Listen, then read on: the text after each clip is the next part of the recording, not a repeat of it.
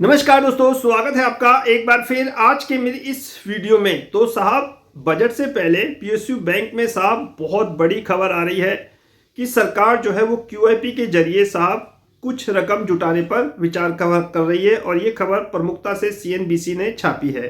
ये खबर आप भी देख सकते हो मेरे टेलीग्राम चैनल पे जाके, और गूगल पे तो ये चली रही है साहब। तो चलिए इस खबर को थोड़ा विस्तार से समझते हैं। देखिए दोस्तों, सरकार का ये कहना है, ये सीएनबीसी ने प्रमुखता से छापी है ये खबर। सरकार का क्या कहना है कि सरकार जो है वो 2000 करोड़ रुपए अप्रूव कर रही है, यानी कि 2000 करोड़ रुपए सरकार के जुटाने की मंशा है। किसके द्वारा? QIP, qualified institutional placement. QIP क्या होता है, किसके द्वारा सरकार पैसे जुटाती है, कंपनियां जुटाती हैं, वो आपको पता होना चाहिए। तो उसका एक रूप है क्यूआईपी। तो 2000 करोड़ क्यूआईपी के द्वारा सरकार जुटाने पर विचार कर रही है। लेकिन 5 सरकारी बैंकों में मैं आपको नाम बता देता हूँ कि इसमें यूको बैंक है, और आपका बैंक ऑफ महाराष्ट्र है, आईओबी है, इंडियन ओवरसीज बैंक है, सेंट्रल बैंक ऑफ इंडिया है, पंजाब एंड सिंध बैंक है। और इसमें जो सरकार की हिस्सेदारी है ना दोस्तों, वो 93% से ऊपर बनी हुई है। और पंजाब, मेरे ख्याल से बैंक ऑफ महाराष्ट्र में थोड़ी सी कम है, 79% के आसपास हिस्सेदारी है सरकार की। अब सरकार ने सोचा क्यों ना साहब थोड़ी सी हिस्सेदारी को क्यूआईपी के जरिए बेच दें और कुछ पैसा हम राइज कर लें, और ये पैसा बैंकों के काम आए।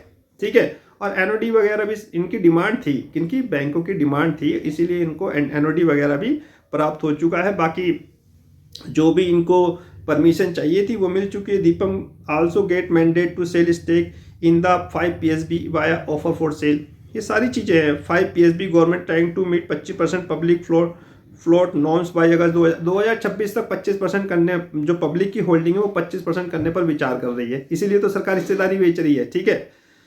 Alert government stake in 4 PSB over, मैंने बताया आपको। तो ये खबर एक बहुत ही इंपॉर्टेंट है दोस्तों।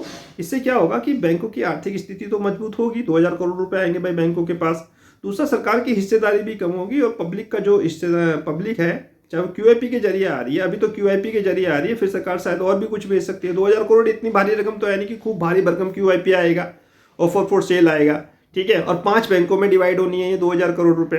तो डेफिनेटली दोस्तों एक अच्छी खबर है बैंकों के लिए। भाई पैसा आएगा, बैंक ज़्यादा लोन देंगे। ठीक है।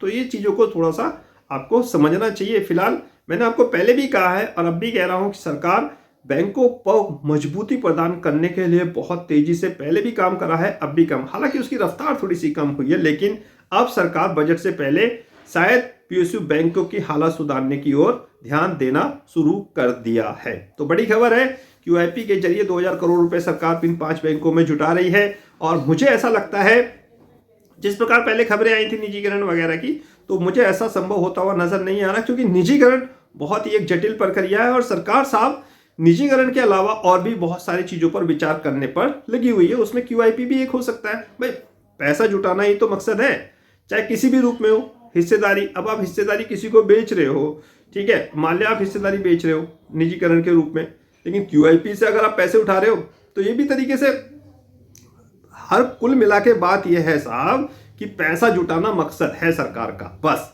अब सरकार के पास जब 93% से ऊपर की हिस्सेदारी है, थोड़ी थोड़ी अपना क्यूआईपी के जरिए बेचे, पैसे जुटाए और बैंकों को मजबूती प्रदान करे। जब ये बैंक मजबूत हो जाएंगे तो फिर आगे की बात बाद में सोचेंगे साहब। ठीक है। देखते हैं बजट में क्या घोषणा होती है। फिलहाल तो ये बड़ी खबर है, और इस पे बैंकों के शेयर प्राइस पर भी आपको शायद पॉजिटिव रुझान देखने को मिल सकता है। कोई बाय सेल रिकमेंडेशन नहीं है, ये सिर्फ एक खबर है, और इस खबर को भी आपको खुद भी रिसर्च करना है और खुद भी सोचना और समझना है। फिलहाल इस वीडियो को समाप्त करने की आज्ञा दीजिए। नेक्स्ट वीडियो में नए अपडेट के साथ होगी मुलाकात, तब तक इंतजार कीजिए। फाइनली नमस्कार।